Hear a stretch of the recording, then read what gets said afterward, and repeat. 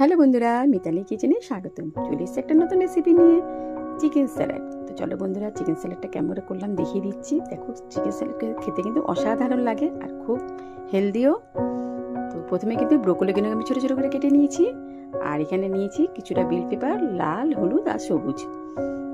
আর কি নিয়েছি চলো দেখিয়ে দিচ্ছি। দেখো, এখানে কিছুটা গাজর টুকরো করে নিয়েছি, ঠিক এরকম করে সাইজ করে কেটে নিয়েছি। আর এখানে কিছুটা বিনস রেখেছি। তো এবার ফাইনালি চলে আসি। দেখো, চিকেনটা কিন্তু বোনলেস নিয়েছি, ছোটো ছোটো কিউব করে রেখেছি আমি। প্রথমে কড়াইয়ের মধ্যে জল দিয়ে একটুখানি বাটার দিয়ে দিলাম একটু গোলমরিচের গুঁড়ো দিয়ে দিলাম, একটু বেশি জল দিয়েছি বন্ধুরা।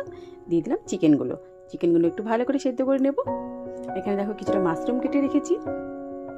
দেখো, চিকেনগুলো আমার সিদ্ধ হয়ে গেল। চিকেনগুলো আমি কিন্তু এবার ছেঁকে তুলে রাখবো। এবার ওই জলের মধ্যে কিন্তু প্রথমে গাজর আর বিনসটা আমি সেদ্ধ করে নেব। এর জন্য একটু বেশি জল দিয়েছি বন্ধুরা। গাজর বীজটা তুলে দেওয়ার পর আবার কিন্তু ব্রোকলিগুলো আমি একটু ভাপিয়ে নিলাম জল থেকে। একটু গরম জলে ভাপিয়ে নিলে ব্রোকলিগুলো একটু সফট হয়ে যাবে। বেশি সেদ্ধ করবে না, তাহলে কিন্তু কালারটা নষ্ট হয়ে যায়। তো এবার আমি আর একটা কড়াইয়ের মধ্যে কিছুটা বাটার দিয়ে দিলাম বন্ধুরা। কিছুটা বাটার দিয়ে বাটারটা একটুখানি মেল্ট হয়ে যাবে। তারপরে আমি এখানে দেখো পেঁয়াজের কিউব করে নিয়েছি, আর এখানে আদা রসুন কিছুটা ছোটো ছোটো করে কুচি করে নিয়েছি। প্রথমে আদা রসুন কুচিটা দিয়ে দিব বাটারের মধ্যে। বাটারটা দিয়ে একটু ভালো করে ভাজা ভাজা করবো। ভালো করে ভাজা ভাজা করার পর একটু যখন হালকা লাল হবে তখন কিন্তু পেঁয়াজের কিউবগুলো আমি দিয়ে দেবো। পেঁয়াজের কিউবটা দিয়ে কিন্তু আমি একটু নাড়াচাড়া করবো, জাস্ট টস করে নেবো। বেশিক্ষণ কিন্তু আমি ভাজবো না, তাহলে কিন্তু পেঁয়াজগুলো নরম হয়ে যাবে। দিয়ে দিলাম কিছুটা মাশরুম। গ্যাসটা কিন্তু আমি একদম কমিয়ে রেখেছি বন্ধুরা, না বাটার আছে তো তলাটা ধরে যাবে। তো যাই হোক, মাশরুমটা দিয়ে একটু নাড়াচাড়া করে নিলাম। এবার দিয়ে দিলাম বেল পেপারগুলো, লাল, হলুদ আর সবুজ বেল পেপার। 3টে বেল পেপার দিয়ে দারুণ কালারফুল হয় দেখতে বন্ধুরা।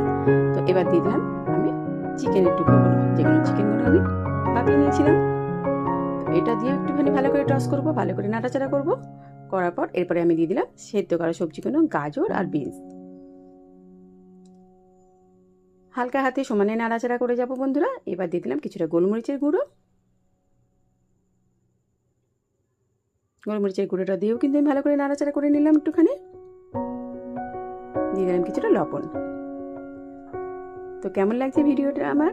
রান্নাটা যদি ভালো লাগে তো প্লিজ একটু কমেন্ট করে দিও। আর হ্যাঁ, এবার দিয়েছি কিন্তু আমি ব্রোকলিটা এবার কিন্তু লাস্টের দিকে দেবো বন্ধুরা, নাহলে কিন্তু ব্রোকলিটা খুব নরম হয়ে যায়, তো ভেঙে যায়। তো যাই হোক, ব্রোকলিটা দিয়ে একটু ভালো করে নাড়াচাড়া করে নিলাম। এখানে দেখো চিকেনের যে স্টকটা ছিল, সেই স্টকটা আমি একটুখানি জাস্ট দিলাম। যদি রান্নাগুলো ভালো লাগে তো প্লিজ একটু সাবস্ক্রাইব করে দিও। প্রায় আমার ফাইনালি হয়ে এসছে রান্নাটা। আমি কিন্তু একটু বাটার দিয়ে দিলাম, বাটারটা দিয়ে আবারও